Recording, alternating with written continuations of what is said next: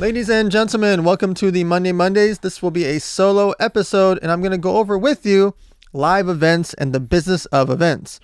As you're listening to this episode, I'm about to, starting tomorrow, throw 6 events in a matter of 3 days. So the 13th, March 11th through March 13th, I'm throwing 6 events, Tuesday, Wednesday, Thursday. This episode obviously comes out today on Monday. Whenever you might be listening to this might be a little bit after the fact, but you'll be able to see across my social media what I'm talking about in real time. So let me walk you through real life. First of all, it's in Miami. I'm throwing what's called the 100 Million Mastermind Experience. I started the 100 Million Mastermind back in 2019, so we're going into our 6th year.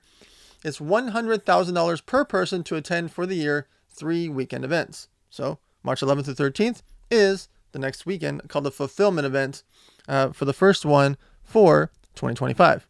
Now, why would someone pay $100,000 to be part of a group? And why would some of them do it for year after year after year? Some of them have been in the group since 2019.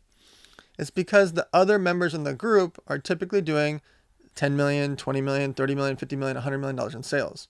And the instructors have either done over 100 million in revenue, spent over 100 million on ads, or been seen by over 100 million people.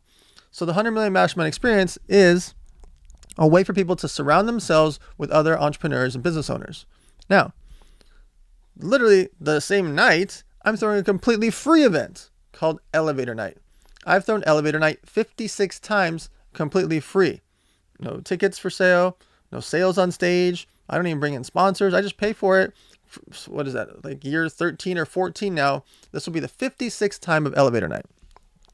So I'm going to walk you through expensive events and free events, and I'm going to go through the rest of the next 3 days. Okay.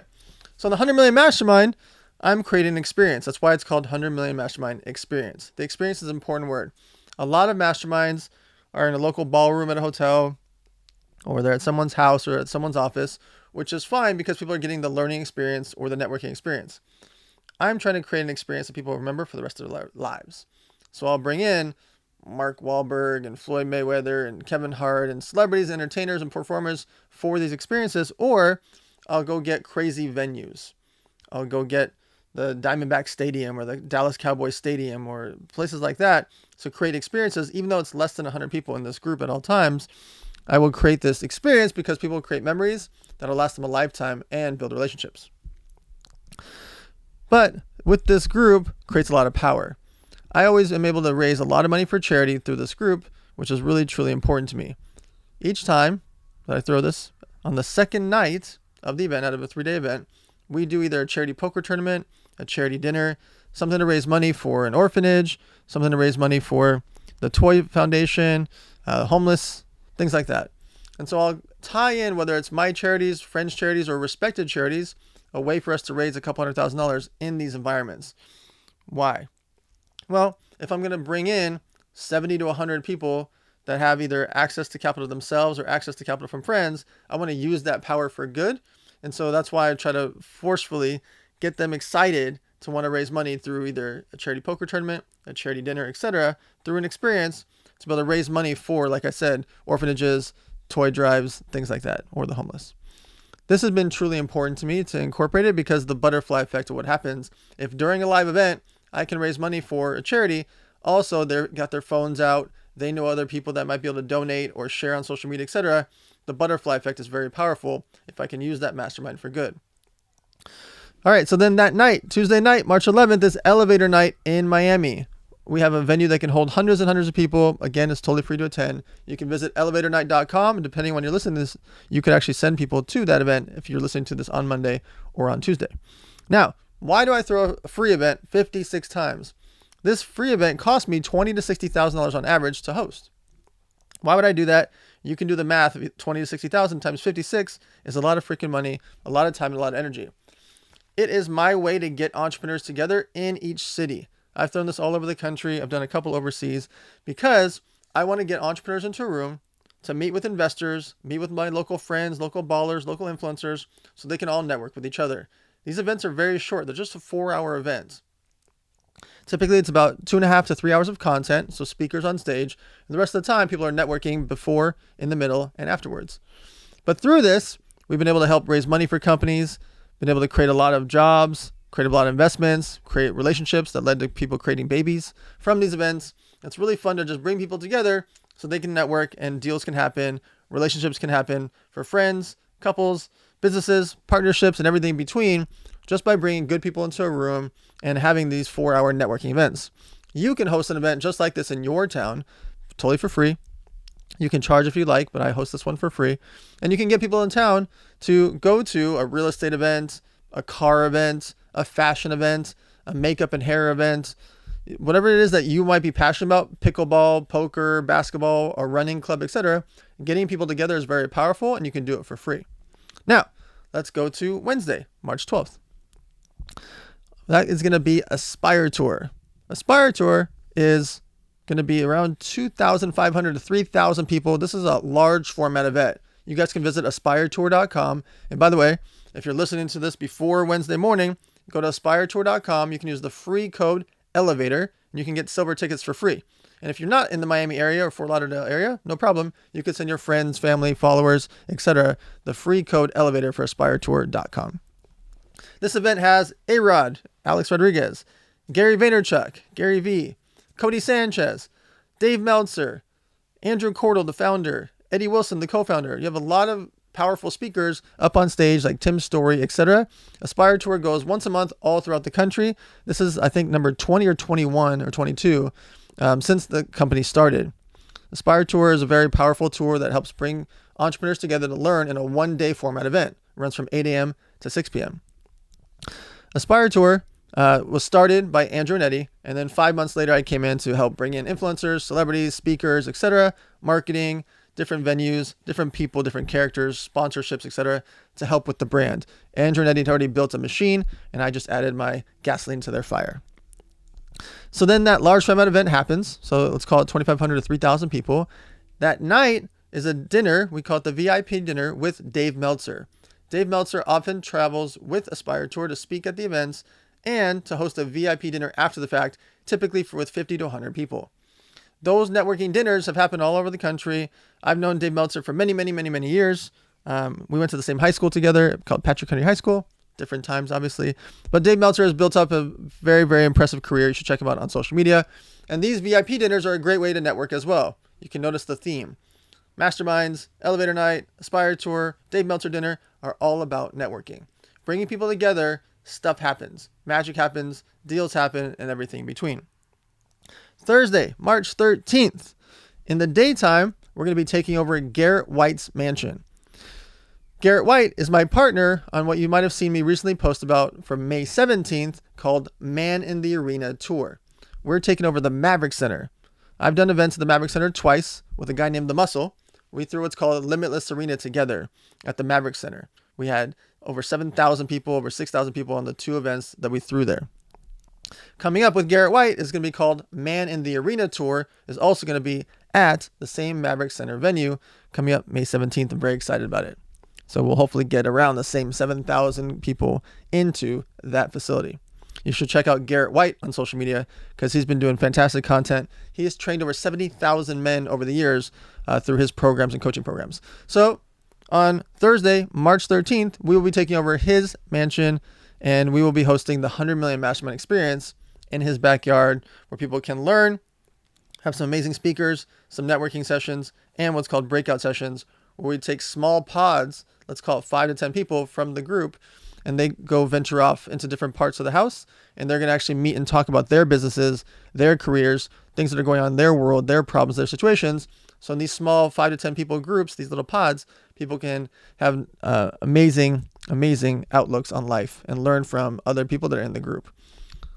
That night, we're going to be doing a yacht event. That yacht event is also going to be for the 100 Million Mastermind Experience members. So you can see the very different tiers of things. Also, I didn't mention on Tuesday night, after the elevator night, I'm running over because Aspire Tour is doing an influencer event. They're doing an influencer event from 7 p.m. to 10 p.m. Elevator night is 5 p.m. to 9 p.m. We'll probably run that to 10 p.m. also, just because there's a lot of speakers that are going to be there at elevator night. But Aspire Tour is having an influencer event because they are going to be doing this summer a virtual summit, a 3-day challenge. And so they want to bring together influencers and affiliates over to a mansion also in Miami. And it's going to be at Chris Vasquez's house. That event is for influencers and affiliates to learn about this virtual event so they can be a part of it. And the lineup for that virtual summit is unreal. A lot of the people you heard me name for the actual Aspire Tour are speaking there. Plus, almost every judge from Shark Tank is going to be speaking. The lineup's just really impressive of who they got for it. And so it's going to be very exciting. They'll be posting about it this week. Actually, the ads just started for their virtual summit. It's a 3-day challenge, and they do a great job doing that. So Andrew and Eddie will be leading that up. Okay. Why am I doing this whirlwind? Why is there half a dozen events in a 3-day period? Free events, influencer events, yachts and mansions, large format 3,000 person events, free elevator night. Why is all this thing happen? VIP dinners, etc. Well, I am compounding on my relationships.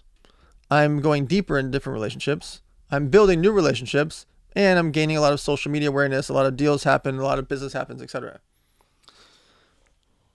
I've been doing this my entire life. And so when someone asks me, what is your one superpower? My answer is always the same. I say, it's my cell phone. Whether I want to get a restaurant reservation or I want to invest into a restaurant, I'm one text message away from a relationship. And so I like to throw events from free to expensive to charity events to business events to everything in between because I want to bring people together.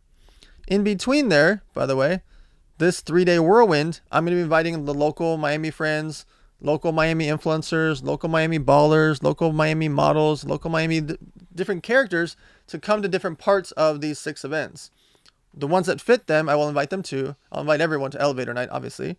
And the ones that fit to come to an Aspire Tour or a VIP dinner, etc., I'll be inviting them as well.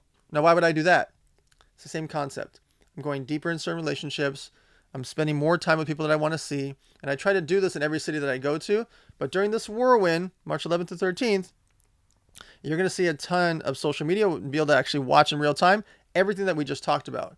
From Elevator Night, Influencer Event, Aspire Tour, VIP Dinner with Dave Meltzer, 100 Million Mastermind at Garrett White's house, the yacht event, and everything in between.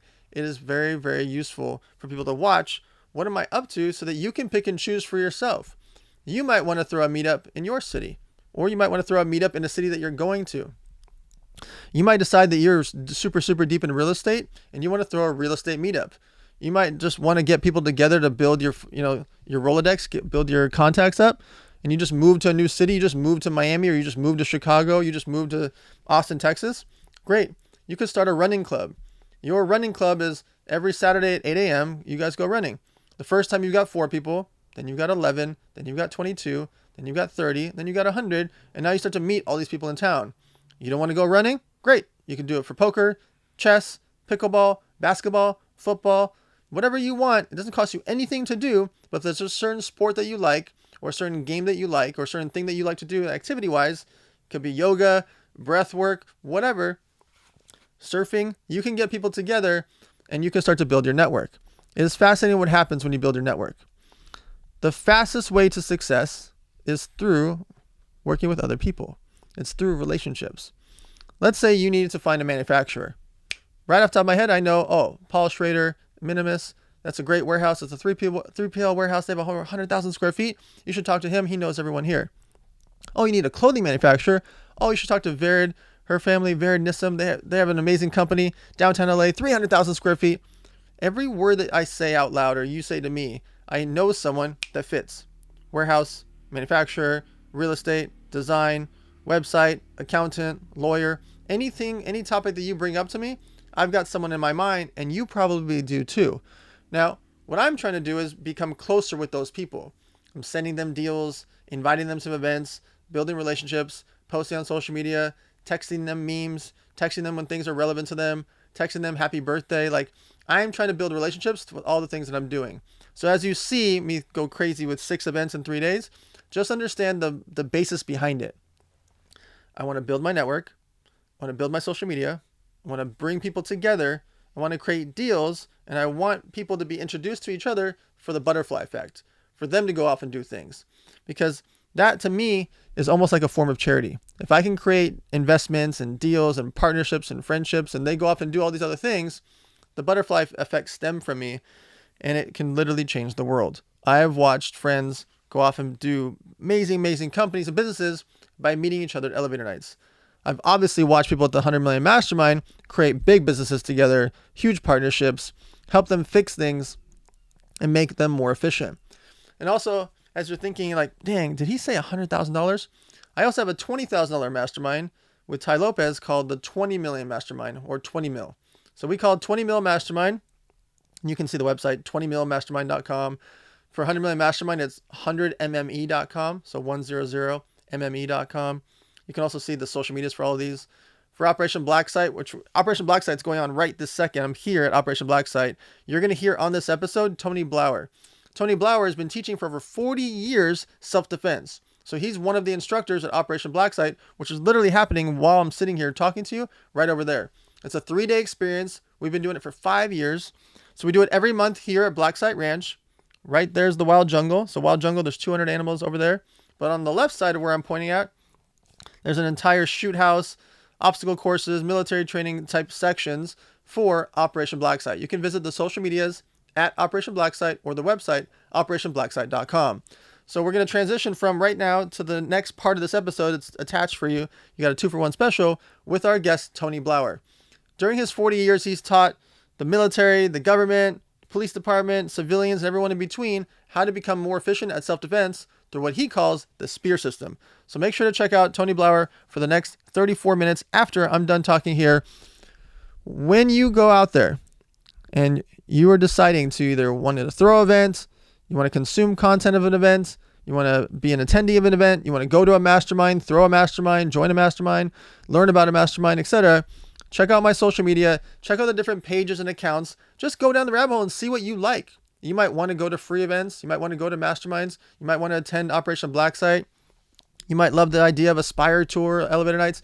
I'm throwing all these different things so you can pick and choose for yourself what you like, or maybe it's your friends, significant other, your staff, etc., that might want to go with you, or maybe you can't attend, or you're not that interested in it, but your friend is. Maybe your friend's a nerd that loves this, or your friend loves the idea of getting military training, or your friend wants fight training, or your friend wants to be in a mastermind. You might be able to recommend to your friends, staff, coworkers, etc., events to go to. Not just mine, but other events that you see across social media that you might like, masterminds that you might like, training programs that you might like, real estate events, fashion events, etc., that you might enjoy. Events create relationships. Events create memories that can last a lifetime. So go out there, spend more time with your friends, go to sporting events, go to music concerts, etc., and make sure to check out Tony Blauer for the rest of this episode. And we will see you guys next Monday on themoneymondays.com.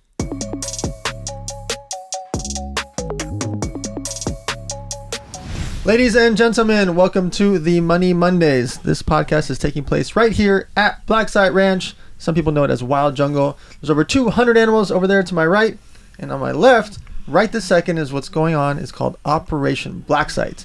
Operation Black Site is going into its 5th year, where people learn how to shoot, how to fight, how to escape, and as we sit here right now with our next guest, they're actually learning how to do tourniquets and deal with blood and trauma. It's very intense. It's very useful. That's why I've been doing it for half a decade. And hopefully we'll keep doing this for many, many decades, because it's important for you to get training to learn how to defend yourself and become a human weapon.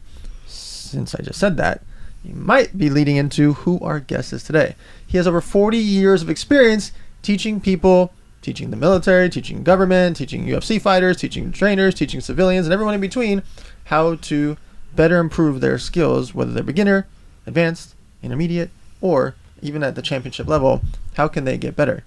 And so, without further ado, I'm going to have our guest, Mr. Tony Blauer, give a quick 2-minute bio so we can get straight to the money. Hey, Tony Blauer. Thanks, Dan. I love doing this. I love coming to Black Site.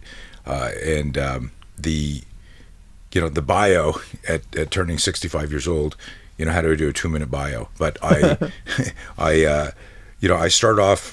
There's 2 things that are unique about our system. One is it's the foundation of understanding the psychology of fear, how to turn fear into fuel. And I grew up afraid of everything. I was a really good athlete, but I was afraid of every single sport. I didn't want to strike out. I didn't want to let my team down. If I was grappling, what if the guy breaks my knee? And I would worry about all the wrong things, so I never hit flow state. In spite of that, I figured out a system to manage fear so I could excel as a parent, as a dad, as an athlete, as an entrepreneur. The other part of that is I was scared to death of violence, and I grew up in the 60s. And so that was Batman and Mannix and the Wild Wild West, and it was wild. So I'd watch all these shows, and this fear connection is so important because I was so afraid that all that shit was going to happen to me that when I was watching the TV shows, I was going, if I learn to fight, all that fear will go away. So I started to learn how to train martial arts, grappling, and all that stuff. And when I got into fights as a kid, as a teenager, the fear didn't go away. I was like, what is wrong? And I realized that we look at self-defense incorrectly, and I spent my life transforming and reimagining how people can protect themselves. So what's interesting is I've asked some of the most household name athletes, some of the greatest fighters of our time, this exact question about the word fear. Mm-hmm. And you hear Mike Tyson, and Mike Tyson explains that he needs fear in order to step into that ring. He is afraid. He does have fear. And he uses it as fuel to go inside and become the champion that he is, and to become a ferocious beast that he is. I asked Oscar De La Hoya. He said, I wouldn't be who I am without fear. Mm-hmm. He said, if I go in there being cocky, I'm going to get knocked out. Right? Yeah. When I say to you the word fear, what do you think about?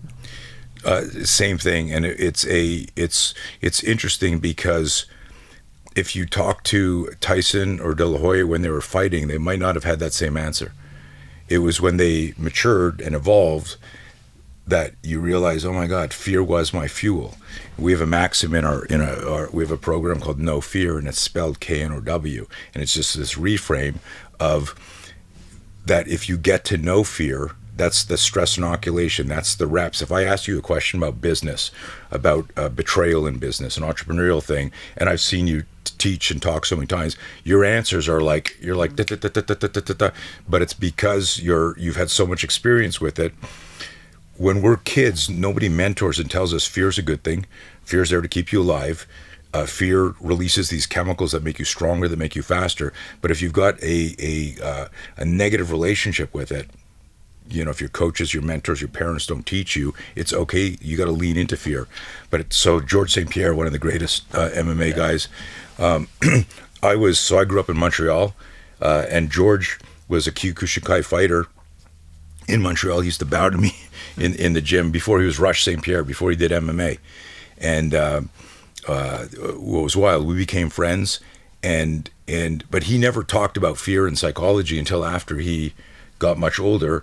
And now he talks about it. I just saw a clip of him saying he wouldn't have been a champ if it wasn't for fear. So I think part of that is as you get older, you go, like, I think now that I'm in my 60s, I think of people when I was in my 20s or 30s telling me business advice or mobility or any type of advice.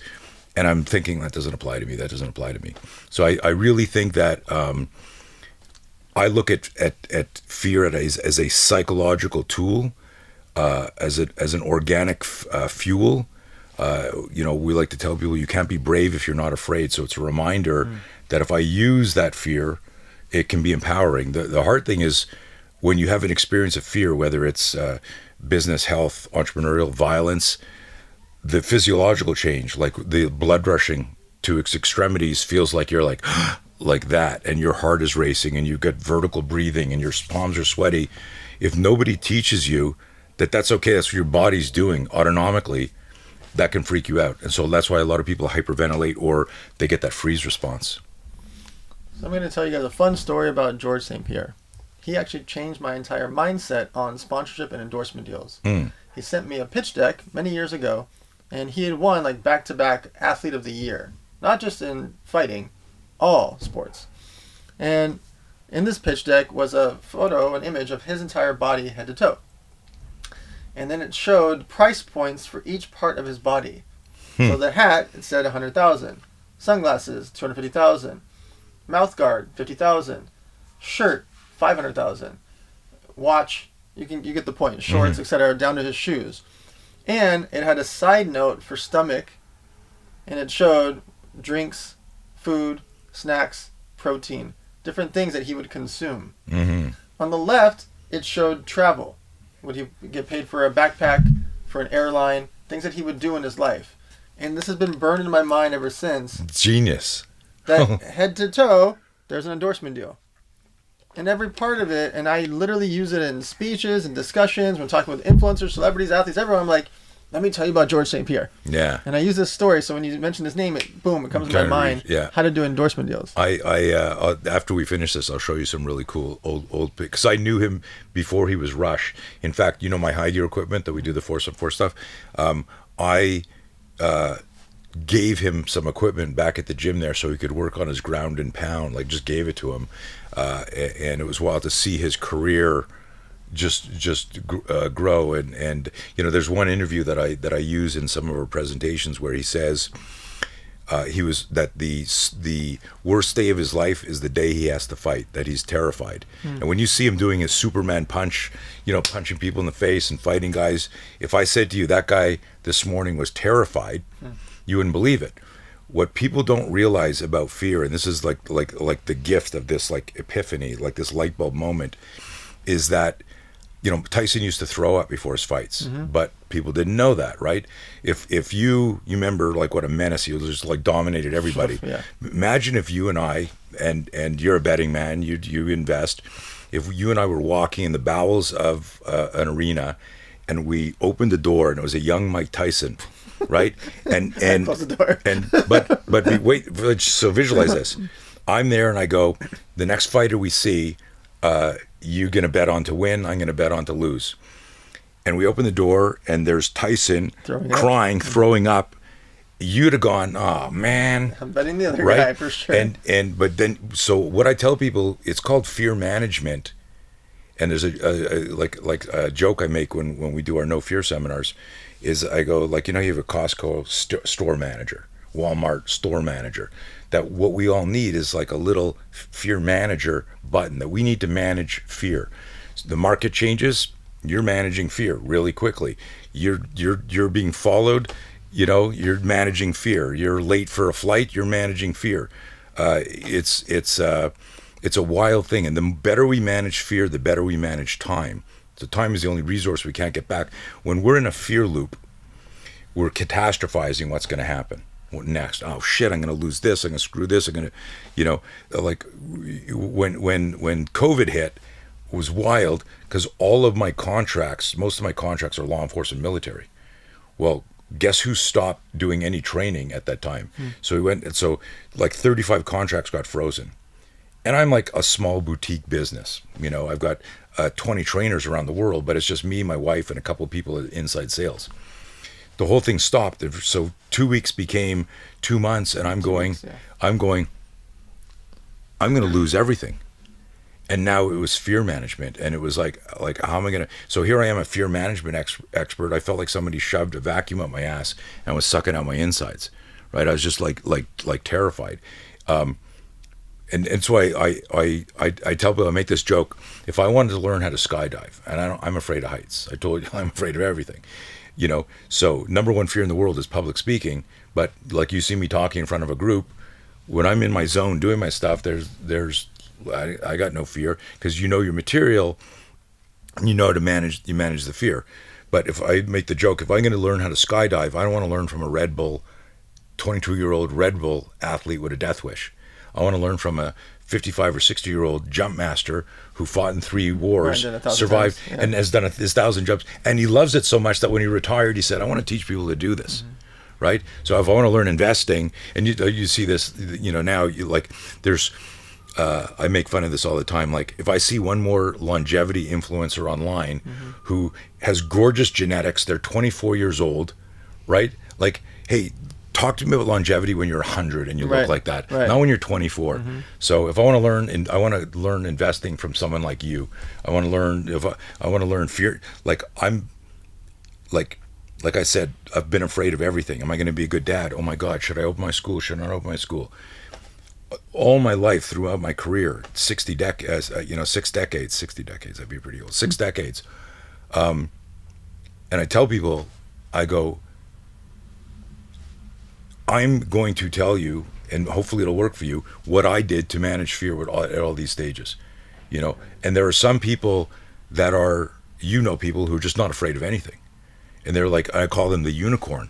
And if you meet a unicorn, while you can be inspired by them, there's nothing to learn. So if you and I go, how did Mozart write that when he was 7? if we don't understand that, we're not unicorns, right? So we can be inspired by greatness, but we can't really emulate what that person sees. You see things differently, like math wise. I've seen you up talking and you do like a computation, and all of a sudden, like you see that, like you're Rain Man, right? Mm-hmm. Like, and if I go, I want to be able to do what Dan does. When I look at that, I go, I don't understand what he's doing. How did he do that? So it's a zone of genius. You can be inspired, but I'm off on a crazy tangent. But it's important what we do when we make those decisions to improve ourselves. There's going to be, when you move outside your comfort zone, you get a fear spike. And if you don't know how to manage that fear spike, you step backwards and you stay small. So I think that's where I was going. So typically we talk about investing into businesses, talk about charity, things like that. I want to talk about investing into yourself. Why is it important for people to invest into learning self-defense, whether it's martial arts, gun training, or a combination of all the above?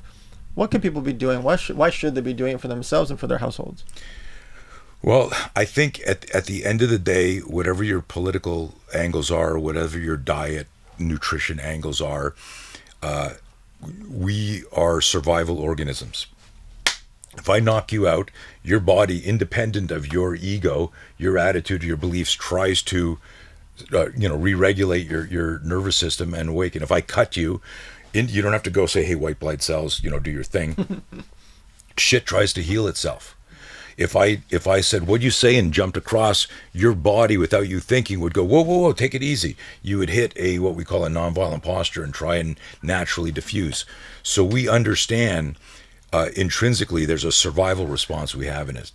I really believe, because for centuries we've outsourced our safety.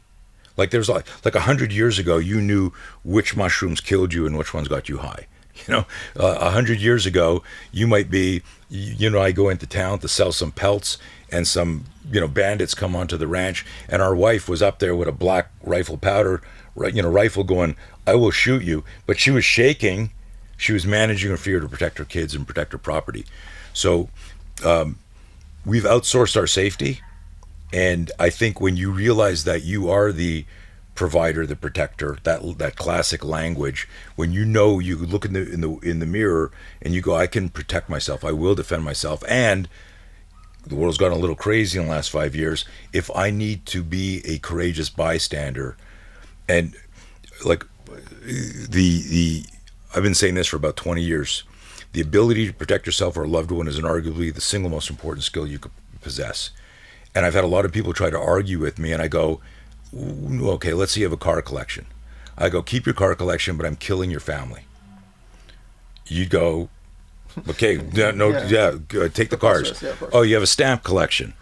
Like, because people try to, like, the irrational mind tries to argue and that, be the contrarian. And I'm like, so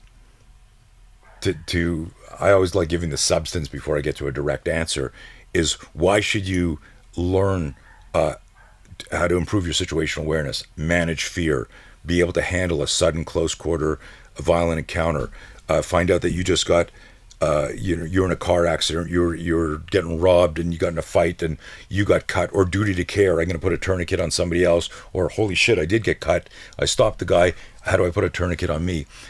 The ability to save your life for someone else is like, what is more empowering than that? Here's the transcendent part of that is, and this is a great thing, there's a guy that I trained, he was a Marine, and he came to train with me a couple times hand to hand. He retired and he got hired by a DOD software company, Department of Defense guys, and he was responsible for 12 people and in their sales team, and multi-millions of like sales commission now he's on. And they figured his background and who he knew and all of this, you're buying the Rolodex, right? And the credibility, like he was there. He calls me because he knows we do all the mindset, fear management stuff.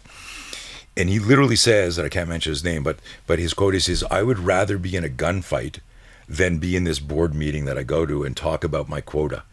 He had no, so here's a guy, and if I said to you, Dan, board meeting, negotiating, or surrounded by bad guys with guns shooting at you, you go, board meeting, yeah. Right? So I really think if you think about this outsourced safety concept, Because what do? Something's happening. You're like, 911. What's the response time now on shit? Yeah. Like minutes. We had a home invasion in 2009.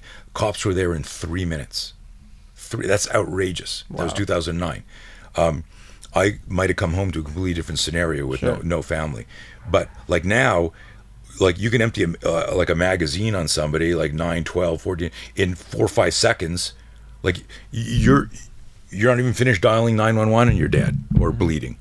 So it's for many people out there, they live in a bubble. You're gonna love this story. I think it'll really resonate with where you're going. So I was really good friends with Bruce Lee's son, Brandon. And I was on the set of The Crow with him 3 weeks before he was shit. You never knew this? This is wild. I'm on the set of The Crow. They're doing some stunt work, and I'm like going like this is a dangerous set. Like these guys, something's off here. And there was one part where they were going to throw an actor into some boxes, and I see nails coming out of the boxes. Oh my God! And I'm like, I go over to the stunt coordinator. I go, dude, like there's 2 nails out of this like right here. You're going to throw somebody in. So when I heard what happened, I was like, there was a moment where I felt like if I was there, I'm the type of guy that if there's a gun on the table, I'm going to check. Is it loaded? Is it this? Is it? So I don't know if you know the whole story of how he died. There was the dummy round blew when the primer blew. No one cleaned the gun, so there was the tip of the bullet was in the barrel. When they put the squibs in to fire the close up on the gun, so you get the flash, it blew the lead out at like so slow that it just did so much damage when it hit Brandon in the stomach. But I got this call like Brandon's dead, and I'm like, holy shit. So I went out to the funeral, and I'm on a red eye back, and it was back in the day Walkman, So I had a Walkman. I loved to read. I had 3 books. It's a red eye back. I was living in Canada at the time, and I put my books down here. I'm in business class. I got a seat beside me. I'm like, oh, good. I'm quiet. I'm doing this. And before they close the door, a flight attendant not working the flight runs on. So she's got her name. She's got whatever, Delta or American, whatever it was. She gets in, and I'm wearing like this, T-shirt, jeans. And she says, oh, that's my seat. I moved my shit. And I'm thinking, oh, fuck, I'm gonna, And then she's like fired up. It's midnight, She goes, oh my God, hi, my name's, Susie. I'm a flight attendant. I thought I was going to miss the flight. This isn't my hub. And I'm going, oh my God, she's going to talk all night. I want to sleep. And I'm like, I'm not in a good mood. A good friend of mine just died. I'm coming for a funeral. I'm trying to make this dramatic. And she goes, so what do you do? And we're starting to taxi. And I look at her and I go, I'm a life insurance salesman. Thinking, who wants to talk about life insurance just as you're taking off, right? And she looks me up and down. She goes, you're not a life insurance salesman. I'm a good reader character person. And I said, okay, you got me. I'm lying. I'm a life extension insurance salesman. And she goes, life extension insurance? What's that? I go, I teach self-defense. And she says, oh my God, I always wanted to learn how to defend myself. And I interrupt her and I go, no, you didn't, because people who always wanted to do something do it. I said, I think what you meant to say is you always wanted to be, you want to know how to never be near a situation where you might have to defend yourself. And she goes, oh my God, yeah. I ended up doing a 5-hour seminar for the whole flight home. But it was this idea that when you say to people, come to Blacksite and train with us, they go, this looks cool. But then they sit there, they don't realize the noxious effect of fear. Like, why would you invest in and practice something you never want to have happen? You've got to be at another level in your thinking where you go, the worst day of my life would be I had a chance to influence the outcome, but I didn't know what the hell to do. And that's what we're giving people here is options. We're options facilitators. Every one of us is a human weapon. We all know how to fight. We don't know how to fight. We don't know we know how to fight. And it's overcoming that fear first. And it's the type of thing where you can come and do the training and go, okay, now I know. And maybe I'll do 1 or 2 more gun classes, or I got to practice once a month with the tourniquet, or I am going to learn jiu-jitsu or whatever. You fall in love with something. But the ability to know that you can protect yourself and not be manipulated, that's huge. But the transcendent value is that changes your emotional psychological posture at your next meeting. right? Yeah. So it's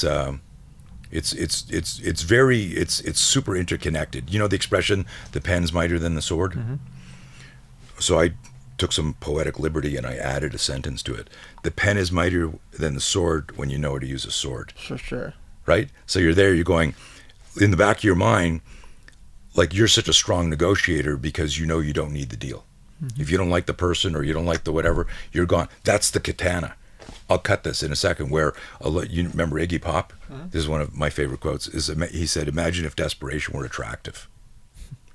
So a lot of people come in there, they need the deal so bad, or they need, and so they come at you negotiating with fear as opposed to with fierce. Like, and you know, it's that mindset switch, and you can get closer to that when you do this training because you discover that you are vulnerable, and then you build to strengthen that, and you become a better version of yourself immediately, even after 2 days.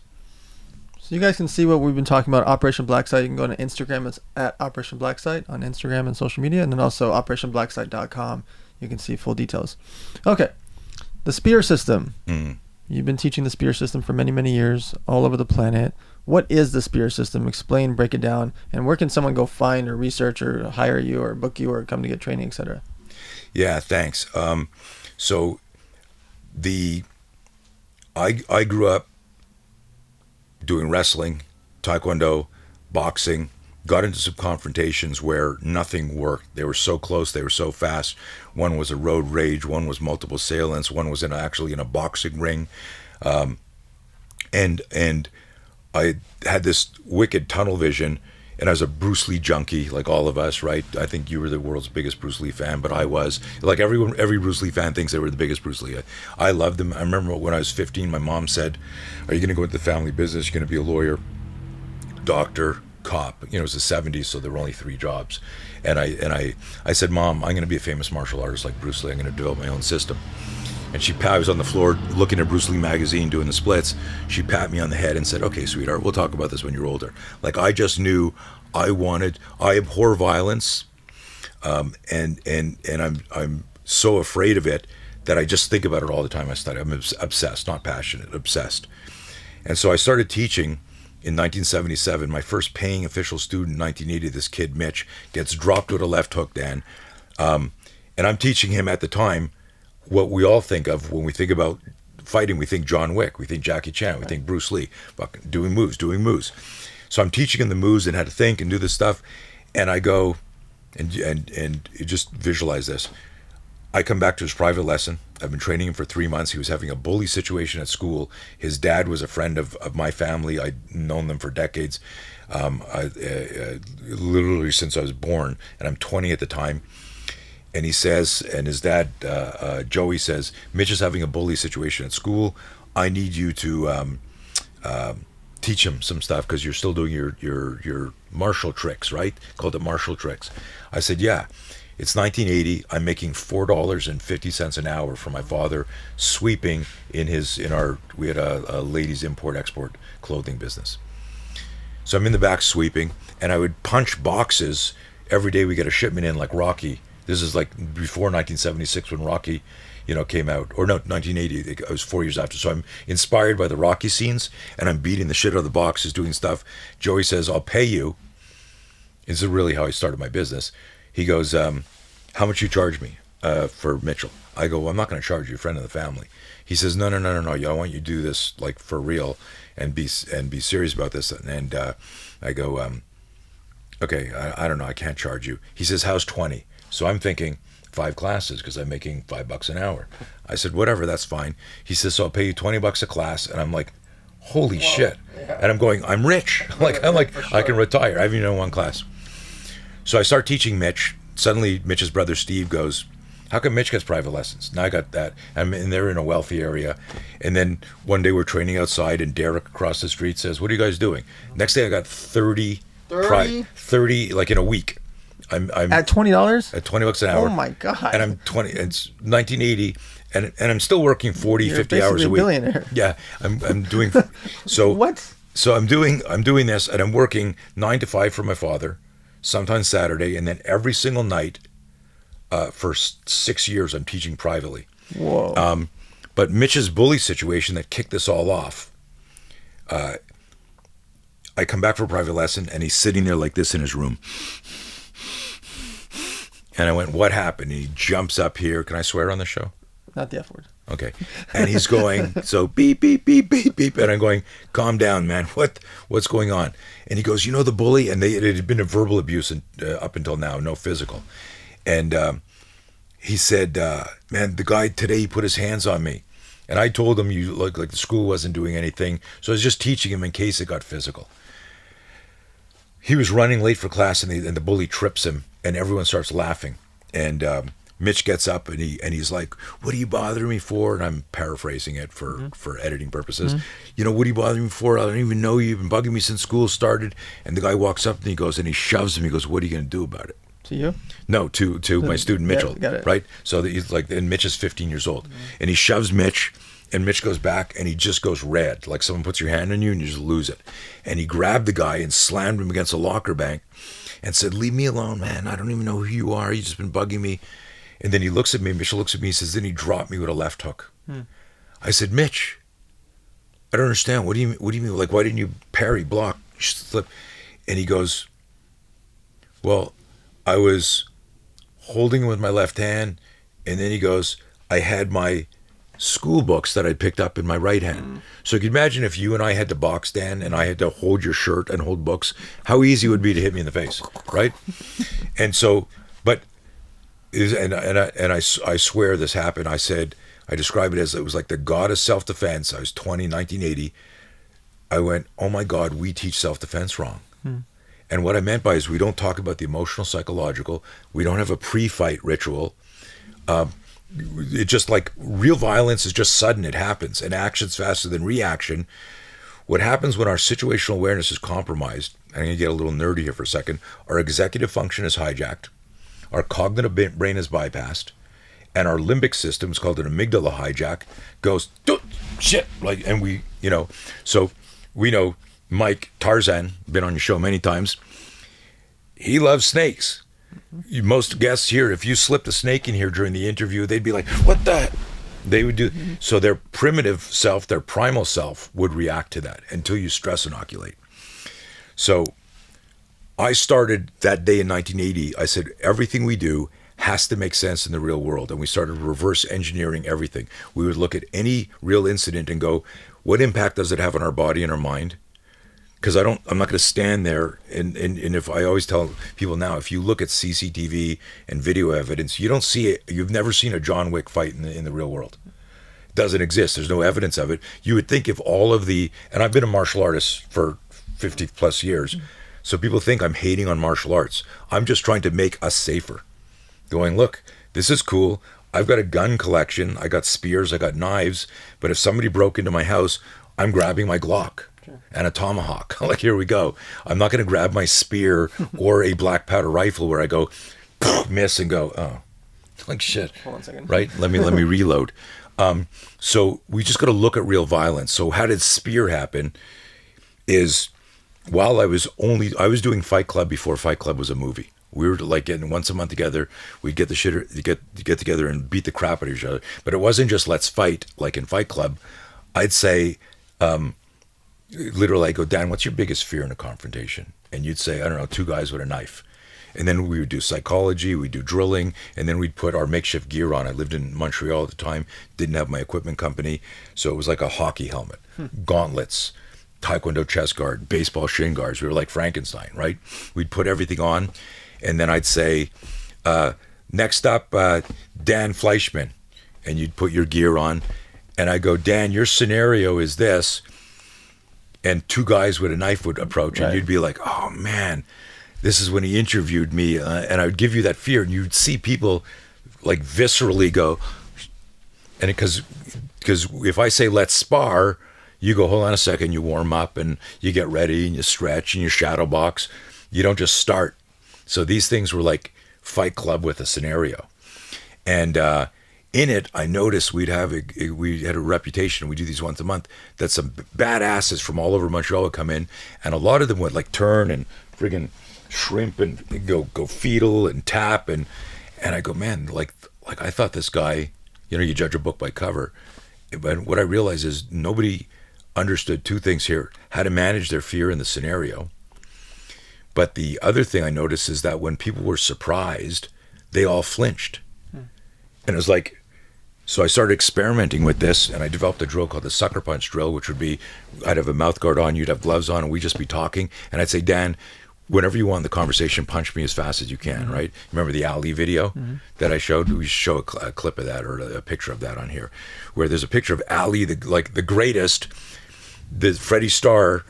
Have you seen this video yet? I don't think so. I'll send it to you. Freddie Starr's leaning over talking to Ali in the interview in the UK, and Ali's like listening and drawn in, and then Starr goes and whap, and he throws a jab, and I got a picture of Ali going total fetal. But here's a guy that's fought Fraser, Norton, like the Foreman, and here's like this little comedian who surprised him and made him flinch. So we show that video because a lot of people, especially male egos, go, I'm not going to flinch. This is bullshit. And I go, like, your flinching's your friend. When your situational awareness is compromised, you want something to go, whoa, I didn't see that. So SPEAR is an acronym for spontaneous protection, or startle response, accelerated response, spontaneous protection, enabling accelerated response. I figured out, almost like classical conditioning, a series of drills where we trick the body synthetically into micro flinches and then attach a cognitive correction, so we're converting the flinch. So instead of us going, like most victims of stabbing who don't survive a stabbing, they'll get slashed in the arm and then there's always a trail down their back. So if you started hitting me, I flinch, non-conscious movement, but then I want to get away, I go like this and I turn, and the person's still coming at you. So there's a forensic line all the time. So what we do is we teach people the flinch is going to happen whether you like it or not. But then how do you convert it? So how do you attach the amygdala hijack with the limbic system with this cognitive, like an athlete, what should I do here? So it's a micro flinch, and then there's like a sequence of drills we do, we call finger splayed outside 90, where you drive in and you recruit this quarter extremity explosive movement, almost like a biological airbag. And we've been teaching it. So I discovered this like an archaeologist in 1986, 87. And I've been refining it like to today. When COVID started, I saved my company by teaching online. We've done almost 800 classes. Whoa. Since 800 2-hour classes online, all over the place, man. So I just say that because I'm so obsessed with it. We're still coming up with wild stuff. So basically, I recognize we're all human weapons. We all have fear. How do we use fear as fuel? How do we use our natural inclination to whatever we're going to do and weaponize fear and weaponize our startle response and get back in the fight? So where can people find you on social media? Where can they find your website? How can they get a hold of you? So best thing is so I've got two main websites: Blauer Training Systems, my last name, Blauer Training Systems. I've been around long enough that if you just Google Tony Blauer, you'll find the lovers and the haters, like all of us have. Then there's Blauer Spear. Of course, you can find me through Black Site. I've been, I think, to every single event since we started, and I love it. Thank God I live close to here, so it's just easy for me to shoot in and do it. But there's something so special. If you're sitting on the fence, should I do this? Should I do this? Like being able to understand your vulnerability and how to turn, like the primary ingredient of courage is fear, and to experience that, and then to go, oh my God, I know how to put on a tourniquet. I know how to shoot a gun. And you're not going to master stuff and you got world-class instructors here, but you're going to know what you don't know. And fear of the known is a lot more manageable than fear of the unknown. Absolutely. All right, guys. It's really important to have these discussions with your friends, family, and followers about learning self-defense. So if you can go to martial arts training, if you can go to gun training, if you can go to a gun range, learning something, at least having some basis. Obviously, we'd love to have you here at Operation Black Site, but in your own hometown, wherever you are in the world, there is people that can teach you martial arts, shooting, self-defense, etc. So at least you have some type of a basis. Because what you don't want to do is the famous quote from Mike Tyson, Everyone has a plan until you get punched in the face. So going through experience, going through the back and forth, learning from people that actually know what they're doing can literally change your life and hopefully save your life if God willing, it never happens.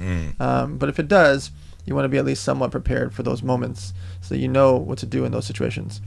All right, guys, this was a very different episode where we talked more about investing to yourself, into your mind, and into protecting your household. And oftentimes we overlook it until after the fact. After you get into a carjacking, after you get robbed in Los Angeles, after you get into a random stabbing in London or New York where it's happening now. Like, you do it after the fact, it's mathematically unlikely that you're going to be the one that gets robbed again or gets stabbed again. It already happened to you, unfortunately. And so it's not that often you hear someone get carjacked twice, right? There are definitely women that have been raped multiple times because that's a much more intense thing, and it's more focus happens there. But the actual robbery, shootings, and things that we see oftentimes happen during tourism or in certain cities, certain territories. And so getting the training beforehand rather than after the fact is very critical, similar to trying to be healthier before you go to the hospital, right, rather than fixing it after the fact. So the more things you can do to be preventative, to learn, is critical. Have this discussion with your friends, family, and followers. Maybe take all your staff, your coworkers together, go out there and do some martial arts training or a day at the range, just getting comfortable with it. And then if you can actually spend time or you like it, then obviously it'd be great if you can get into more intense training, because this is a lifelong mission. You don't just learn once on a 1-day thing or a 2-hour thing here and there. This is part of your daily life, because at any moment your whole life can change. Appreciate you guys listening. Check us out at themoneymondays.com. You've been helping us, stay in the top 10 for over 110 weeks in a row. So if you can, comment, like, subscribe, share. Check out Tony Blauer across social media, and we will see you guys next Monday.